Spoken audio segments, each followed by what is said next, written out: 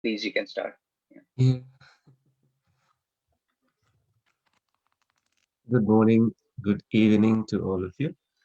I enjoyed the morning session with the turtle story, and it very well connects with the Dhamma that I was going to share. So let's begin. Namo tassa bhagavato arahato samma sambuddhassa. Namo tassa bhagavato arahato samma sambuddhassa. Namo tassa bhagavato arahato samma sambuddhassa. So, the turtle story reminds us of being smart, but also it reminds us of the disadvantage of destroying other people's gardens. People will try to eat us when it cost with our life, when we have destroyed the work that other people have done. So keeping that in mind, it kind of reminds us of the value of behaving respectfully in other people's places. We have been advised by the Buddha that when we take something, it has to be like the bee taking nectar from the flowers. When the bee takes nectar from the flowers, the bee does not destroy the flower. It helps the flowers, many flowers, to bloom in other trees by pollinating, and also the flower will remain as is. And the bee has the technique of just absorbing the nectar and leave the flower as beautiful as it was. So this idea has been taught to monks when we monks go to lay people's communities, to houses for alms round. We don't need to be attached to these families just because they have invited us for one time. We monks shouldn't think that they will invite us again and we should only be visiting that family. We have to have the idea that we will be visiting other places and benefiting other people as well. For lay people, in the same manner, the Buddha has taught that when we behave correctly within our own household and we visit other households and we don't we become good friend to them. Normally the idea is that you associate them not to destroy the friend, not to take something only from them, but to also add beauty into their lives. So the turtle story, we have learned this story in Sri Lanka also, that there is a proverb in Sinhala that says, "Ibba diyedemmahama enne vikivahalu." So the turtle says, um, "It's wonderful that you put me in water." So somebody who doesn't know that the water is the safe haven for the turtle, they would put turtle. They would think that the turtle will be in danger in water. But in reality, turtle is really safe and can swim very fast in water. So I know this one family in Las Vegas. I have been visiting them for a couple of times in the past, and their son has turtles. They have a little pond behind the house, and he keeps about five turtles. They are not that expensive. Like one is you can buy a small one for like $30, and sometimes if they are bigger, you'll have to spend a little bit more money, like 80 to $120. And he feeds little watermelon pieces and fruits and vegetables to these turtles.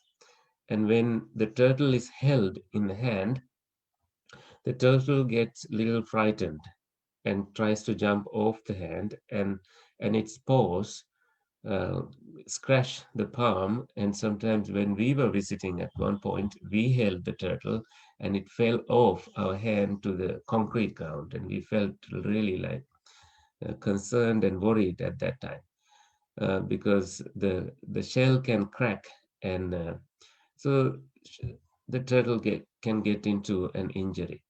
So this also I like to share as part of like respecting the other beings, in that sense that we look after other beings just as we look after our own skin and our own bodies. So keep those in mind. But today's Dhamma talk, I like to focus on um, a famous gatha from Dhammapada. This is recorded in Dhammapada 204. The 204th verse in Dhammapada is taught to King Kosala, because the King Kosala has had a bad habit of eating too much. And when after eating, he went to the Buddha and he was sitting there listening to what the Buddha was talking. The Buddha was giving a Dhamma sermon. The king fell off, because he was sleeping.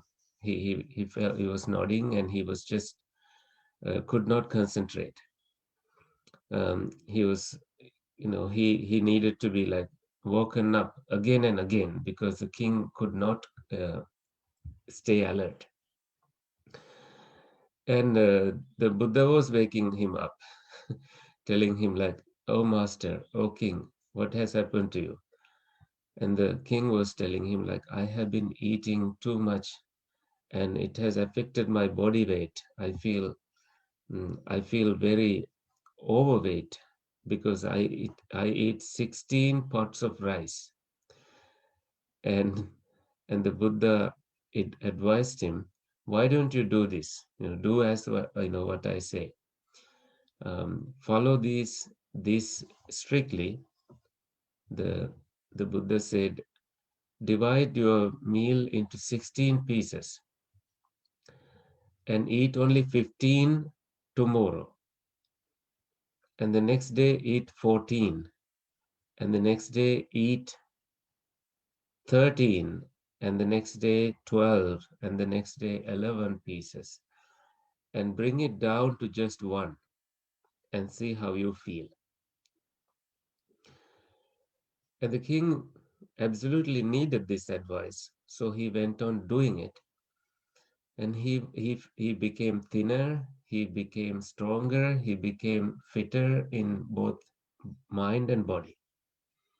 He went to the Buddha and said, "Bhante, your advice worked for me, and now I can manage with just one of those 16 pieces of food, and I have been happier, fitter, and stronger, and my body has, lost some pounds." At this point, this is the teaching the Buddha gave. This teaching is about physical health. This teaching is about psychological health. This teaching is about social health.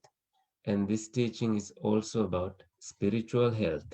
He said, "Arogya parama labha santutti paramang dhanam vissasa paramanyati nibbanang paramang sukhang." Now, why did the Buddha say that the health is the greatest gain? Arogya parama, all the labhas, all the gains is depending on your health. When you have good health, then only you can enjoy all the gains and properties and belongings you have. Think about someone who has a short lifespan because of being ill and now they have so much wealth.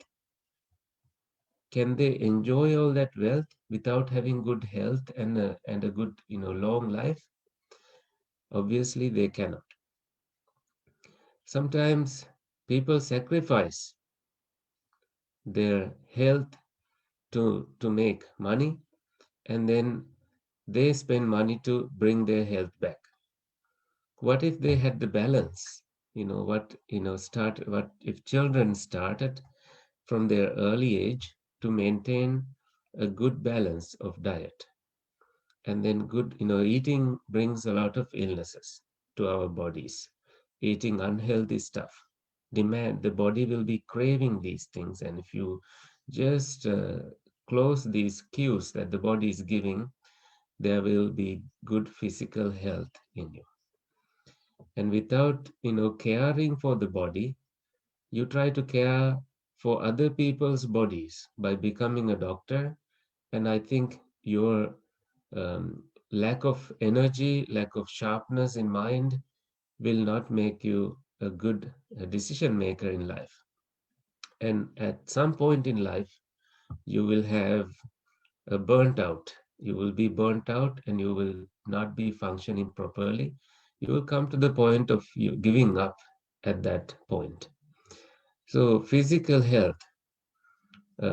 Give me an example of someone who really earned billions of dollars um, by producing a lot of products, and then finally could not keep up to his health, and he succumbed to his illness. Anybody?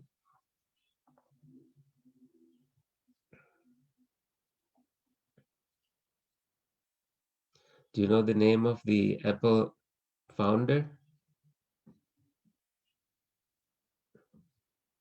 Steve Jobs, right? Steve Jobs. Yes, Steve Jobs. So he had this unfortunate illness, and that took his life. And at the time he passed away, he owned 7 billion. His net worth, his value was $7 billion. So it we don't know whether his habits brought him to that state of illness, but however, we do know that he could not enjoy all that wealth he earned toward the end of his life because he didn't have good health.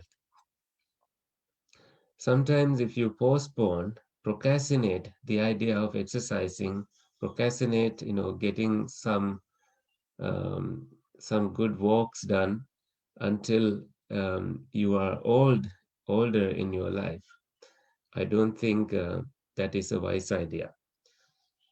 I know one senior monk, he's now 91 years old. He has a habit of taking a walk for 2 hours every day, and he allows one person to walk with him.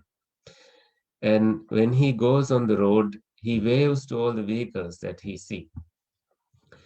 And he comes back and he begins his day. So he has managed to maintain it every day, and he has been physically well. Every time he falls sick, it's inevitable that you fall sick, and he comes back strong in his body.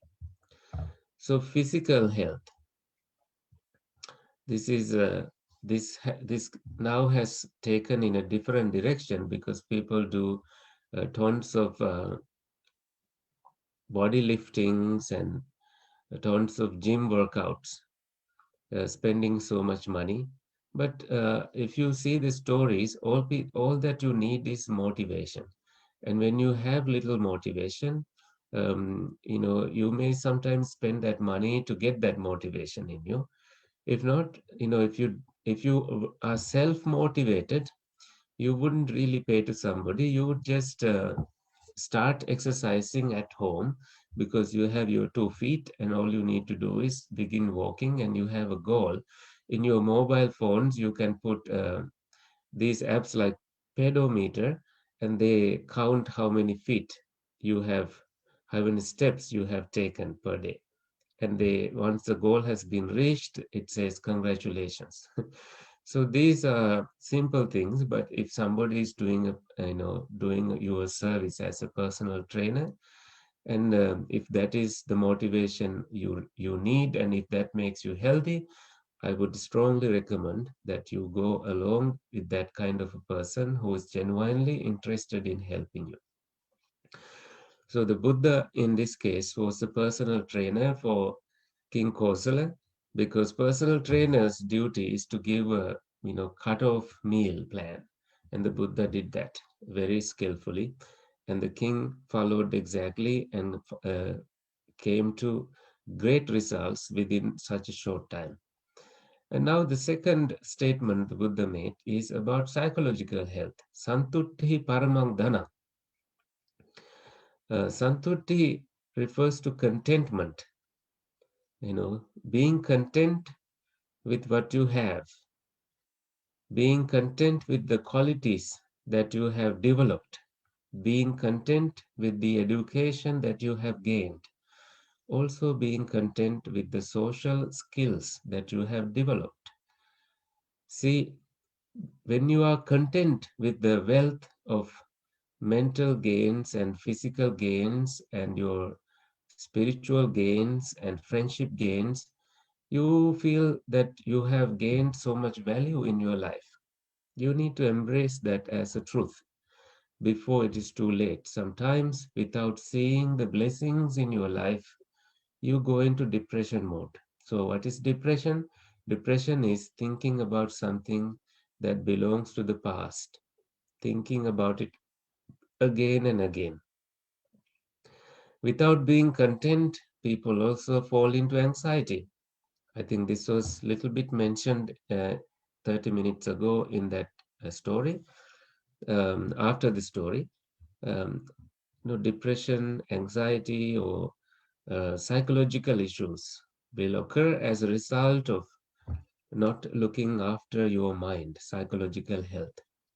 Anxiety is another term that needs to be understood, being anxious about something in the future.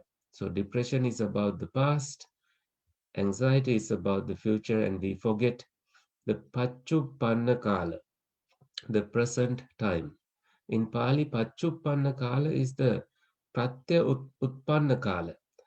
Kala is the time, Uppanna, arisen, Pratya, based on the present conditions.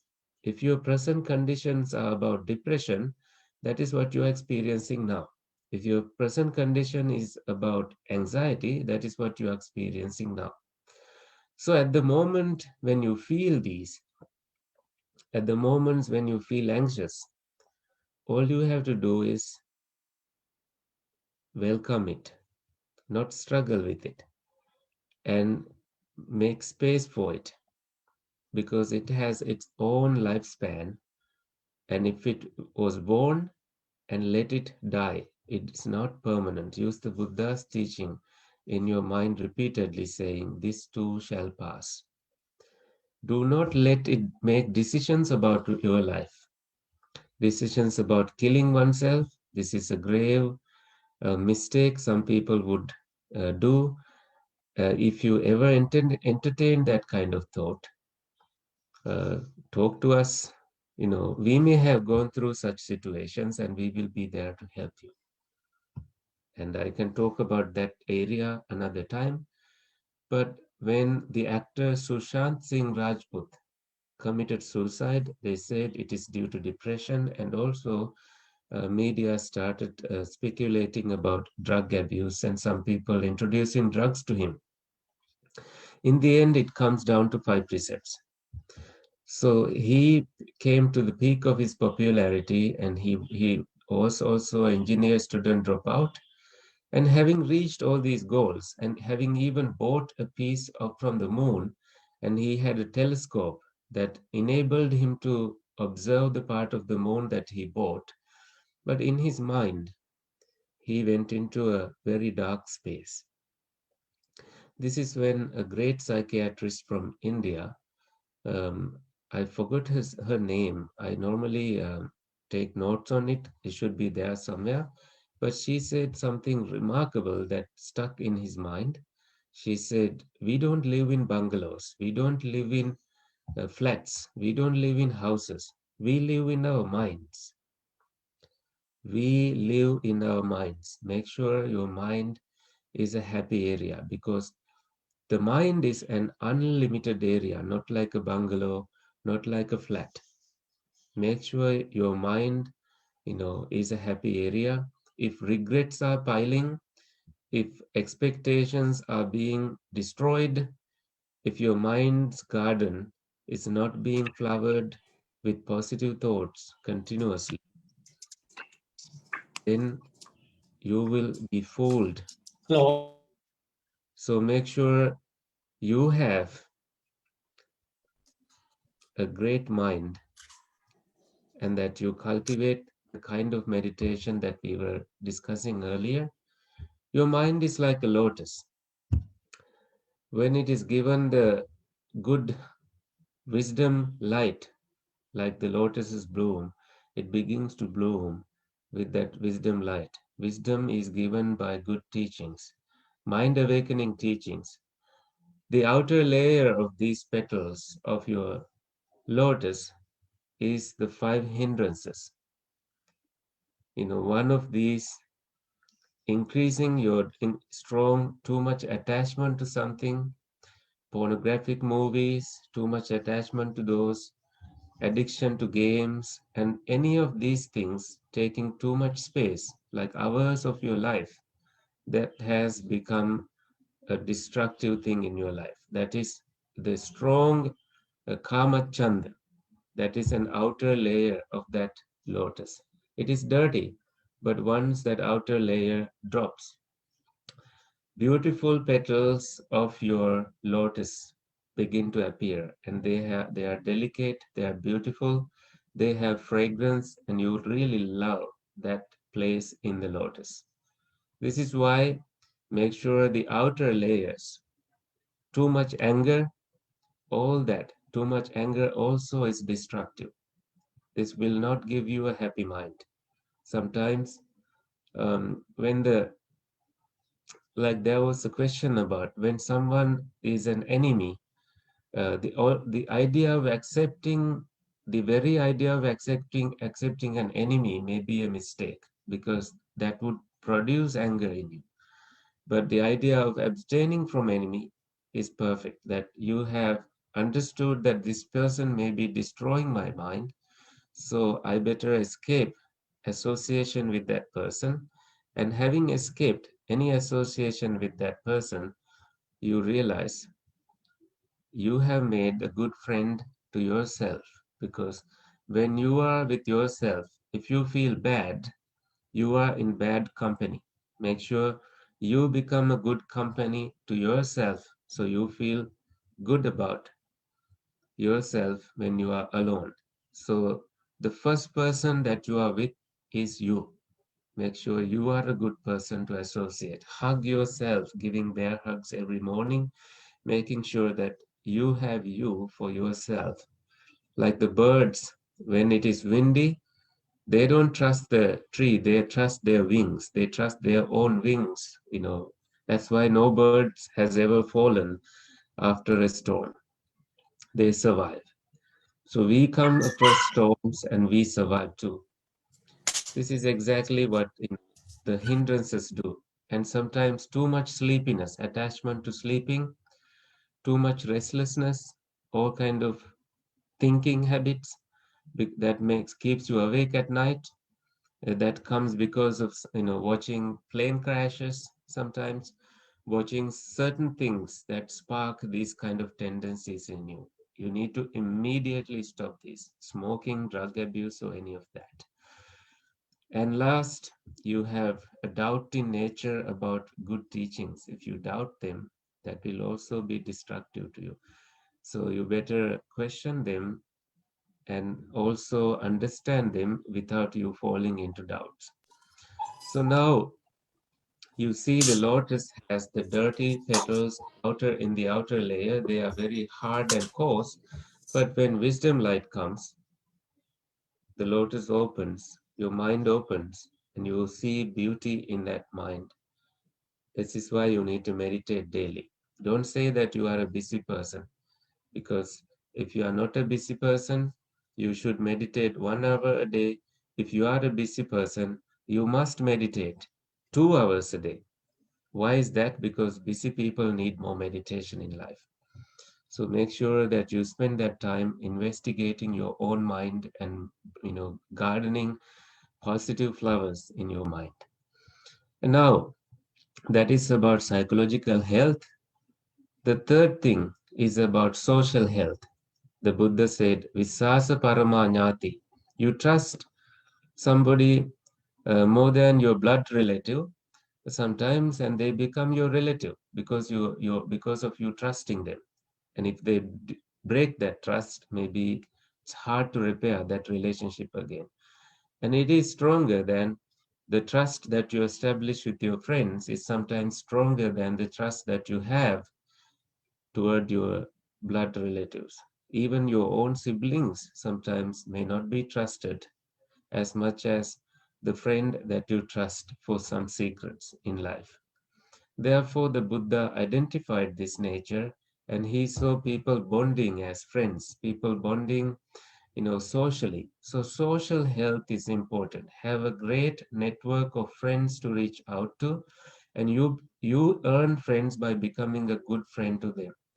You can give something to them, you can be generous to them, you can spend time with them. Sometimes children do, in Sri Lanka, this is the thing that children spend more time helping other families than helping their own moms and dads. And by doing that, they have become good to other families, not to their own family.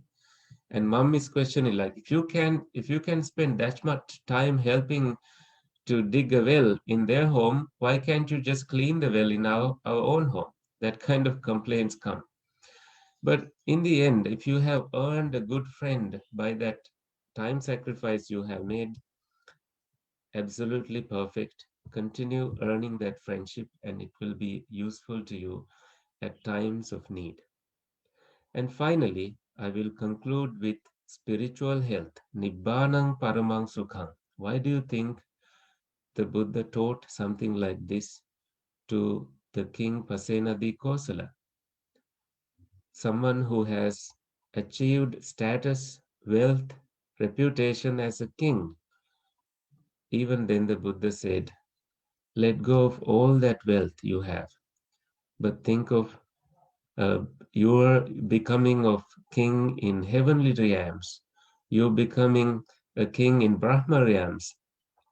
Think about the wider scope of your spiritual, unseen spiritual world.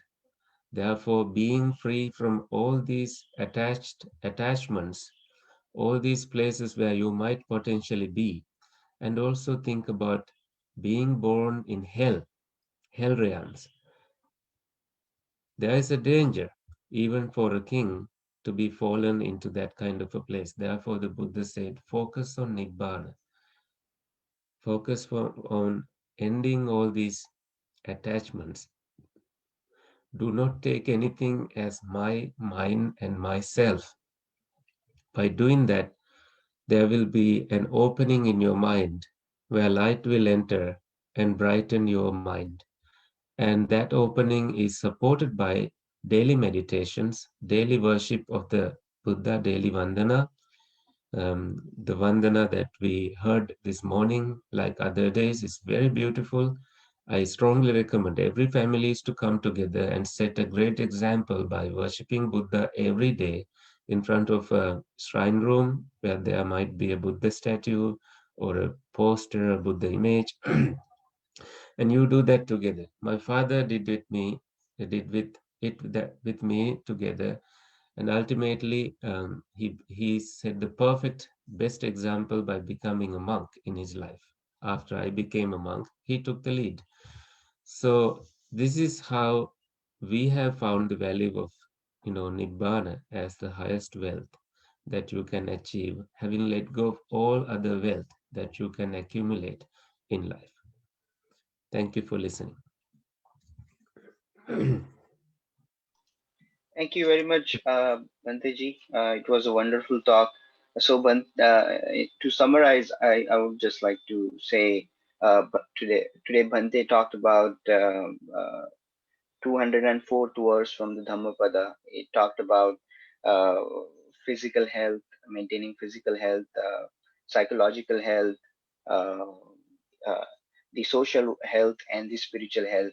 So, in order to improve the physical health, just be active, physical activities for for psychological health. Try to look at the hindrances and embrace the suffering, develop the patience to see and realize that whatever arises passes away as part of impermanence. He also talked about hindrances and to look at hindrances such as anger, desire, doubt, restlessness, lethargy. He then talked about social wealth. So for social wealth, build good relationships, be generous to your friends, and have good friends around. So it's like a social support that you get when you practice meditation. And then lastly, he talked about spiritual health, where he mentioned that focusing on nibbana is the correct path to develop the spiritual health, understanding no self. So it was a wonderful talk, and he put it in a very simple words, and was really very, very, very articulated. So thank you very much, Banteji. It was a wonderful talk. So we will move on to Pradeep, the, yes, Sanjay. Pradeep. Yes, Sanjay. I think Nagarajaya has a question for Bhanteji. Yeah, so would you like to take that question if we have some time? Yes, I sure. do. But I'm sure the next speaker must be available, so let's make it short. Sure. Okay. So is the question is in text? I don't see it. I see Nagarajaya has raised the hand. So sure, Nagaraji. no, he has raised the hand. So you can unmute. He has raised the hand and also brought down the hand now. So hello. Yes, hello. Nagaraji, you can go ahead. Yeah. Yes, sir. I'm Nagaraji from Bangalore. Yeah. Hello. We can hear you. Hello. Yes, we I'm can hear you. Nagaraja from Bangalore. Why? I'm delighted to participate in your meeting, sir. Sorry, I mistook. It was I tried at 10 o'clock. Maybe 10 o'clock was at US timing. Afterwards, somehow we had a party, small party, get together, celebrating ceremony. I just forgot, sir. Sorry, I'm late in joining your meeting. I'm trying to come over to US. My son and my grandchildren, they're all in the US.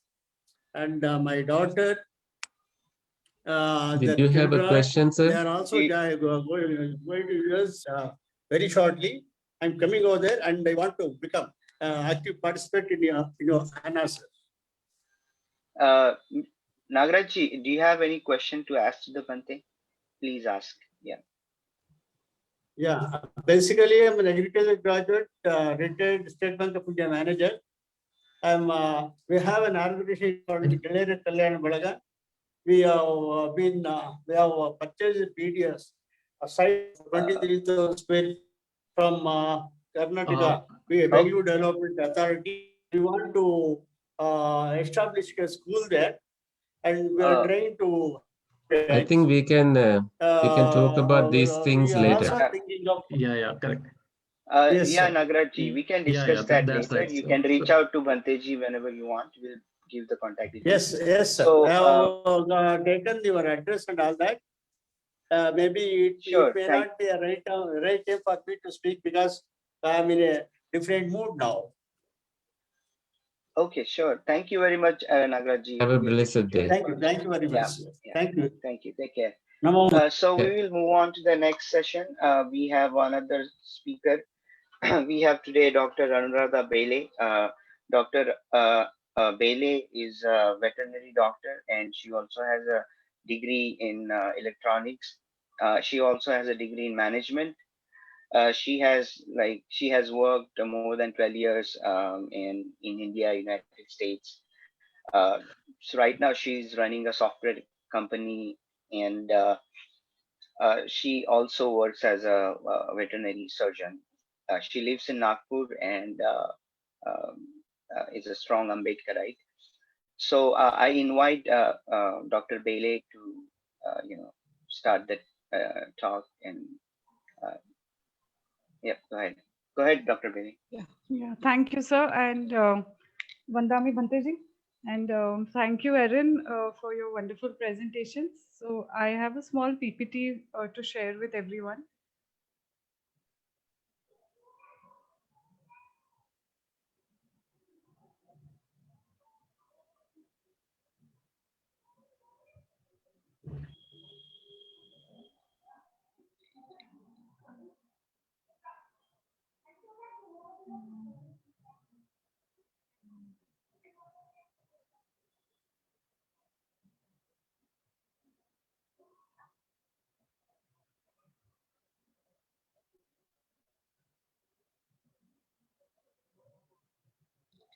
So, Jai Bhim and Namo Buddhaya to everyone once again. And it is my a great honor to be invited to Dr. B.R. Ambedkar Memorial Month, which Ambedkar Association of North America is celebrating. So today I would like to discuss about the work that we do with our people in educational, economic and social spheres, and the roadblocks that we face while doing our work, and how Baba Sahib's thoughts and his actions continue to guide us as a beacon of hope. So starting with the work that we do with our graduate students, I and my husband, we volunteered with Nalanda Academy Wardha in 2019 for 6 months, and we trained students there in software technology like Python, PHP, HTML, Symfony, and also for the IELTS exams. Now, those who are preparing for the IELTS exams were engineers from Marathi medium and semi-English medium from all over India. So we would travel every Saturday to Wardha to teach them, and I took online classes also. And out of the 12 students who were training with me, 8 of them cleared the cutoff of 6.5 cutoff, and they also availed the National Overseas Scholarship.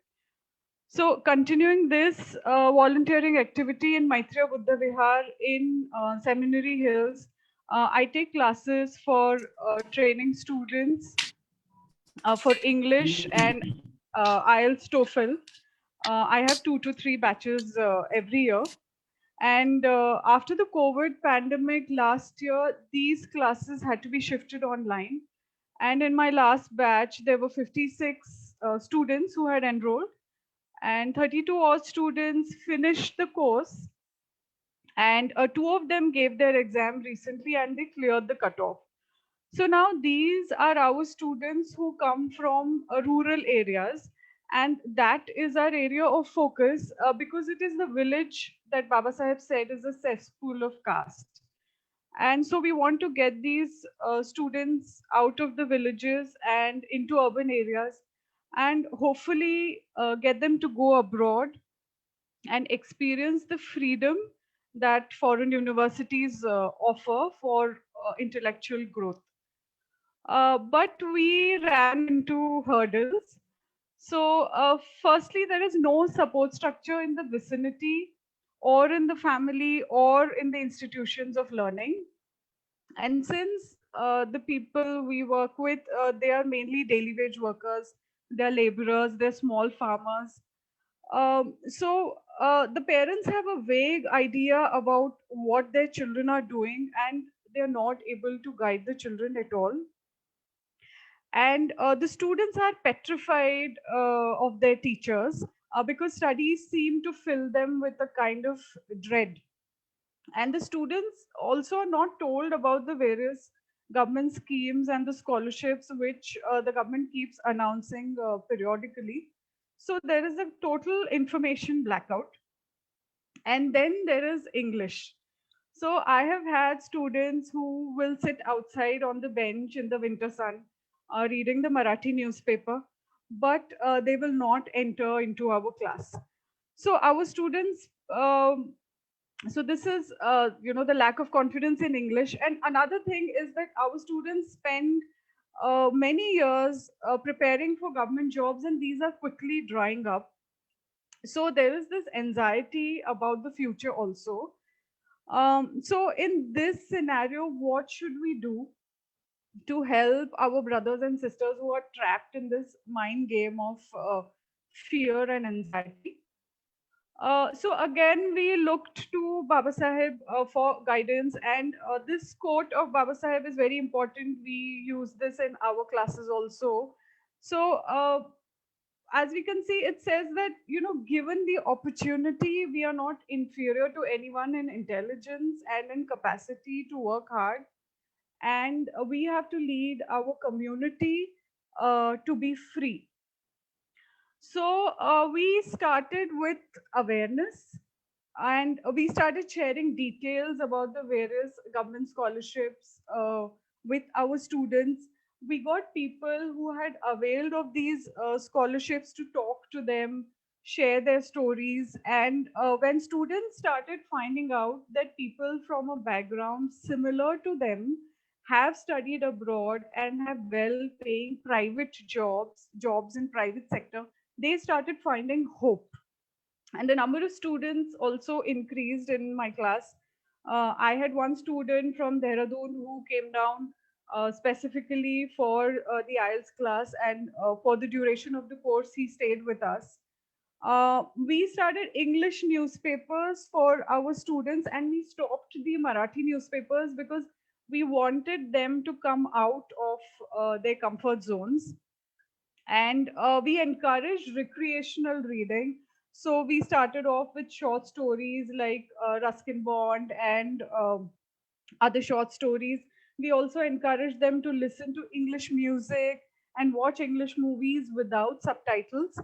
And we suggested that they download these English conversation apps, because in our students, there is this great desire to speak English, and there are various courses on Coursera and Udemy for skill development, because for us, skill development is extremely important since there is no buffer to fall back upon, and we have to keep upskilling. Otherwise, we are stuck economically, and then we reach a dead end.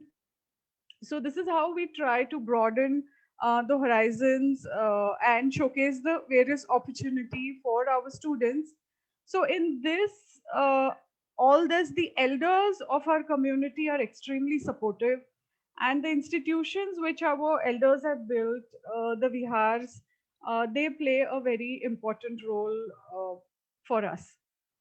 So this is the ad that I periodically send out on social media, and this is the photo from the last batch in the Vihar before the March 2020 lockdown. So moving on to social media, which is now a powerful tool for us to connect with our people from all over the globe.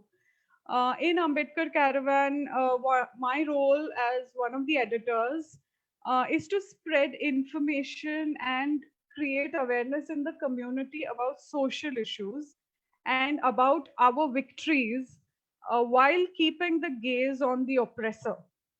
So I write articles in Velivada and for Roundtable India, and I also host various discussions in Facebook page of Ambedkar Caravan on social issues, and we have 267,000 likes on our page.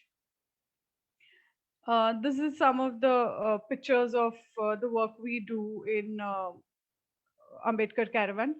Now, the concerns that we face here is the lack of alliances across the states, because India is such a vast country and we hardly have any network with our people across the various states. So again, looking at Baba Saheb for solutions. So Baba Saheb was an institution builder, and he set up many organizations and federations like the All India Scheduled Caste Federation, Buddhist Society of India, Samta Sainik Dal, etc.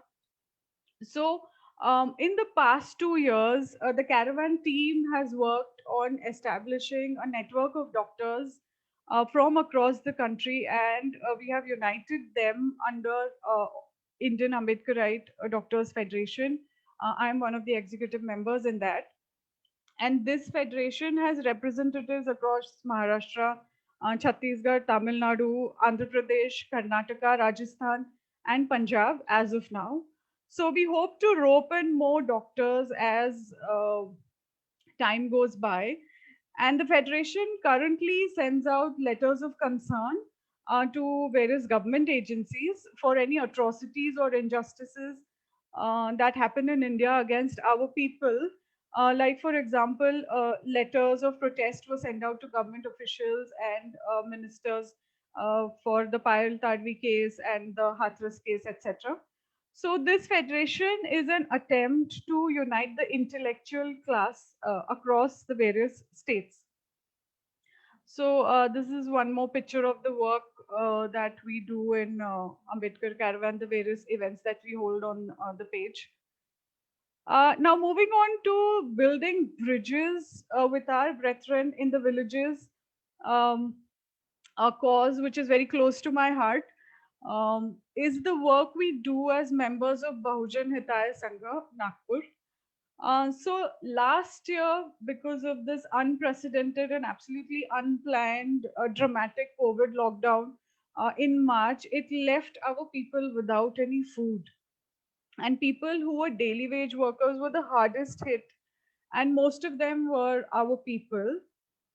So we started ourselves first by helping out people with monthly rations and looking at the volumes of people based on the phone calls we started getting. We appealed to our friends and people sent money to our accounts for the food packets.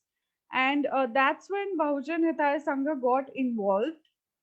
And meanwhile, one of my professors, he took us to this village called Pithesur, where most of the population is Muslim, and there are 90 to 120 households which are Buddhist.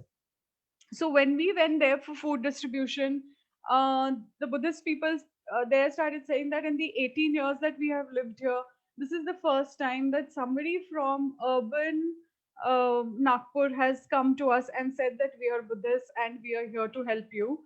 So since we went there at least 3 times,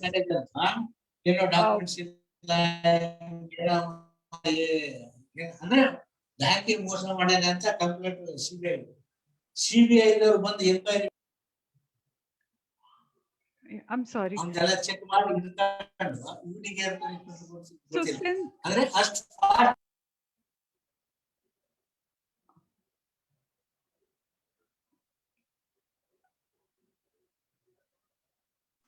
Yes, please go ahead. Yes, I'm so sorry. Yes, so so since we went there 3 times for food packet distribution, the people started telling us about their inability to pay the fees of their children. So now, though our students mainly go to the Zilla Parishad schools, many of our students go to private schools for better English education. And we also started getting worried about the girl students being made to drop out because of the COVID lockdown. So in May last year, we collected data of all the girl students from the village and their approximate fees. And Bahujan Hitaya Sangha came up with a project called Project Sachi, and it decided to collect funds for to pay the fees of the girl students. And I am in charge of Project Sachi. So we reached out to the principals of Zaibai Chaudhary School and Gorewada Public School, and they readily decided to partner with us. And once the online classes started, mobile phones became a big issue for the students because most houses did not have mobile phones which the students could use. So again, Bahujan Hitaya Sangha brought 4 mobile phones for the students to be able to attend classes. And then BHS decided to start a 2-hour weekly class for mathematics and English. And my husband and I run those as volunteers. So this started last year on 6th of December. So Saturday, we teach mathematics and Sundays is for English. And we have 37 registered students of all age groups from Balwadi till 8th, 9th standard with us. So we divide them into 2 batches and then teach accordingly. And then soon the parents themselves started bringing in the students themselves to drop them off. And one mother who is a nurse, she volunteered with us to help. So on Sunday, the Bahujan Hitaya Sangha representatives also come to help in running the classes. And based on the response, we've started a Thursday library and general awareness class where we show the students videos about different things like land animals, aquatic animals, etc. And then each of them, they draw it in a sketchbook and color it. And before leaving, the students have a nutritious snack of fruits. So all this is funded by Bahujan Hitaya Sangha, and we volunteer our time for this. So recently, Bahujan Hitaya Sangha, under the able guidance of Dr. Shankar Khobragade, our president, opened our office recently, and it was inaugurated by Mr. Sandeep Tamgadge, who is an IPS and additional DGP of Nagaland. So these are some of the photographs of the food distribution that we undertook last year during the COVID lockdown, and we traveled to a lot of places to distribute food to our area, to our people. And this is the community Vihar and Pitesur. Vihars, they play a very important role for us. And we also distributed Buddha and his Dhamma in the Pitesur village. Then this is the mobile phones which we gifted to, which we gave to the students, and the Sachi classroom which was inaugurated. This is the Saturday, Sunday maths and English class. And this is the Thursday general awareness class, which is quite popular because students are not really doing any studies during the Thursday class. And these are the small celebrations that we hold in our Sachi classroom. And our students are extremely talented, and they're very good, and they enjoy their painting and studies also. And this is the photograph of the inauguration of our office. So now in this project, we realized the roots of the frustration that we see in our graduate students. So firstly is the malnutrition of our children. And the latest menace is these kirana shops which sell these chips packets. So children will borrow money from their parents and buy these namkeen packets and even ketchup packets to satiate their hunger.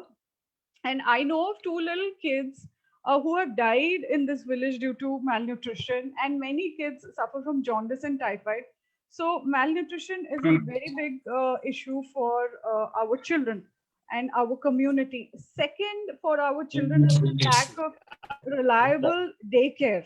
So our men and women both work outside as laborers. So there is no reliable daycare for the children where their nutrition and education needs are met. So as a first step, we are in the process of coming up with small booklets on nutrition for children and lactating mothers. And we will hold sessions on this starting with the women and children. Also, there are hardly any schools which are run by Ambedkarites, and that is another lacuna that we face in molding our next generation. So this quote by Baba Saheb from the July 1942 Depressed Classes conference in Nagpur is a roadmap for us. And personally, for me, I feel that this quote of Baba Saheb is the seed of the social revolution that Baba Saheb wanted us to undertake. And in this quote, we can see that he has placed the emphasis on the family as a unit, the family as a partnership between a man and a woman, and together they will mold the children to be ambitious and not hurry into wedlock, and be financially secure to bring glory to our people by working for them. And I think this line is beautiful, that parental duty lies in giving each child a better start than its parents had. So As we can see, there are a lot of problems faced by our people in educational, economic, and social realms, and the solution lies in strengthening all of these before we can hope for any kind of political revolution. So, more importantly, all change will need to start from the family as a unit, with the mother and the father as leaders of change. So it is said that it takes a village to bring up a child. So we have to be the village. Now, if our family unit has to go out and earn money, then we as a community need to step in to provide the child a nurturing environment right at the village level, starting with daycares and schools run on Buddhist principles of Shila and Karuna. Now, we also need schools which are run by Ambedkarites for our children. And for our adults, night schools for skill development are required to take them out of the economic rut that they are stuck in. So, for adults and students both, education is our tool of emancipation, as said by Baba Sahib. So, our students need to inculcate that very strongly. And for that, our students need to know at least one local and one global language thoroughly. And education is not just about degrees, uh, like it's also a tool for social awareness and change by empowering the next generation.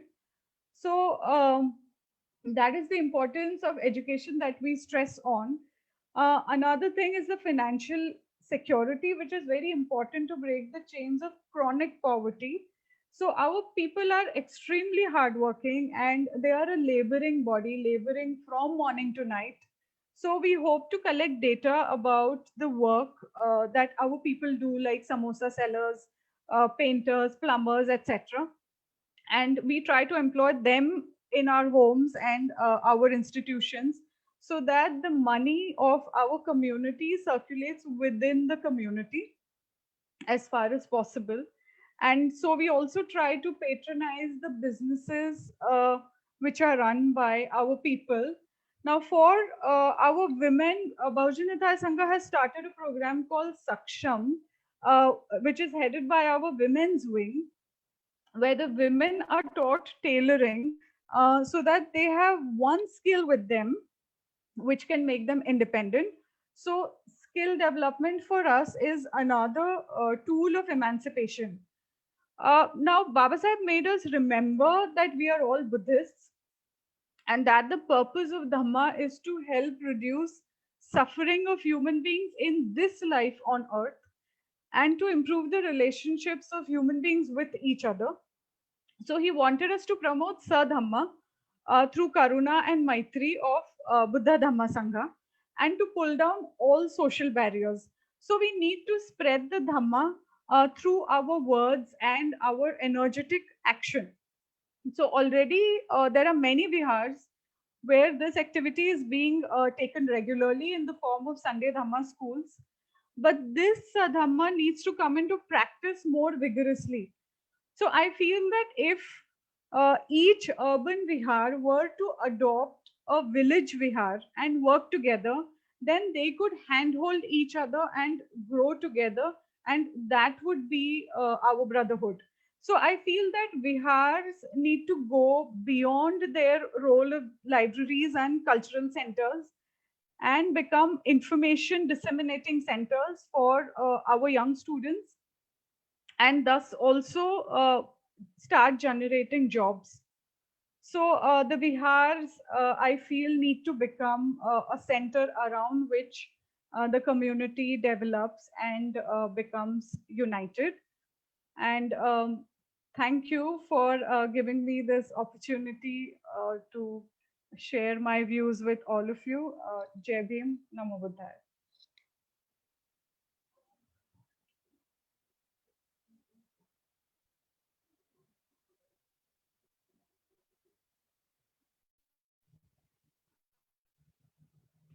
Pradeep, you are on mute.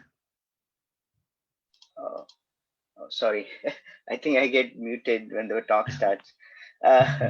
So thank you, Dr. Bele. I really appreciate the information you have shared, and I'm really impressed that you are doing so many activities apart on the Ambedkarite activities apart from your professional life and household work.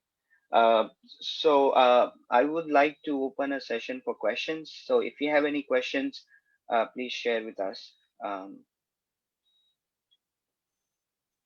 So Pankaj Meshram has raised a hand. So Pankaj, you can go ahead and ask the question. Yeah, Jai Bhim and Namo Buddhaya. Thank you, Dr. Bele. It was very nice and very thought-provoking work. I'm happy to, I think we had connected with Bhujan Hitaya Sangha when we were distributing food during the COVID time. So again, happy to connect here again. And what I would suggest for us as an organization, Ambedkar Association of North America, to kind of come up with common projects. Let's say we could target a particular area, we could target a particular activity that you are doing, and try to see where we can take that activity as part of a project. Say a couple of years in the making, something to that effect, and we can take it forward from that point of view. You can suggest a particular activity where you would say like, okay, this is the most pressing need you see, be it from a youth point of view or be it from any other pressing need that you see in your daily activities or in your current situation. All of these activities related to education is part of the charter that Ambedkar Association of North America runs, and we would be definitely very happy to take up any of these projects.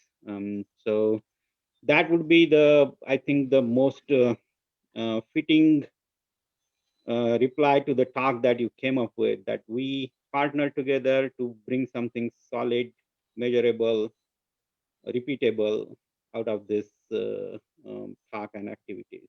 So yeah, any thoughts on that, please let us know. Thank you very much again for your nice work and good thought. Thank you, Pankaj, for sharing a question, and thank you, Bailey, Dr. Bailey, for answering. So we have a next question from Satina Chaudhary. So Satina Chaudhary, please go ahead. Yeah, I just first want to laud the work of Anuradha ji. It's very, very encouraging